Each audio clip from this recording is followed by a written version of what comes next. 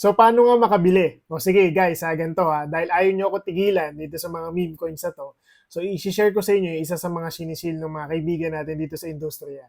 Guys, sabi ko nga sa inyo, madami tayong pwedeng pagkakitaan dito sa crypto. Ako, isa sa ginagawa ko, nag-check lang ako ng mga coins and ina-add ko lang siya sa sa spot bugs natin. So, hindi tayo nag-trade for Legion kasi nga napaka-risky niya.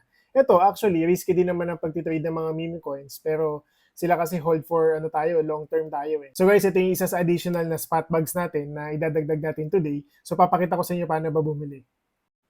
Go to their website, dogounchain.fund. So makikita nyo ngayon yung pinaka-interface niyan.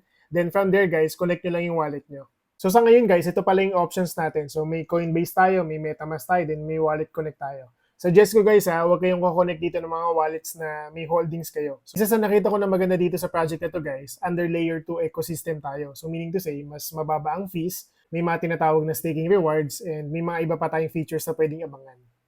Kung makikita natin sa social media, napakadami nagsishare talaga ng meme coins. Sabi ko nga sa inyo guys, discretion nyo pa din sa dulo. Kasi napakadami talagang pumapaldo dito ngayon. So kung tatanungin niyo ako guys kung walang risk, hindi ko siya masasagot kasi nga napaka-risky niya. So sa atin, ang ginagawa lang natin, hindi tayo nagtitrade. Kasi sabi ko nga sa inyo, yung mga Degen tradings, it's either mag-pump talaga yun or mag-dump yan. So guys, possible, makikita natin siya dito sa mga listed na exchangers natin soon. Yung full contract nila audited by Solid Proof. So ginawa nila to for security purpose and transparency. Then syempre guys, the good news, majority of the tokens is allocated sa atin sa community kasi nasa 2.5 lang naman yung hawak nila. So, ito lang yan. So, guys, sumubok tayo ng 3,000 kasi minimum nila is 20,000 Dogo tokens. So, nasa 1,600 pesos yan. So, ito lang yung natira natin sa BNB natin.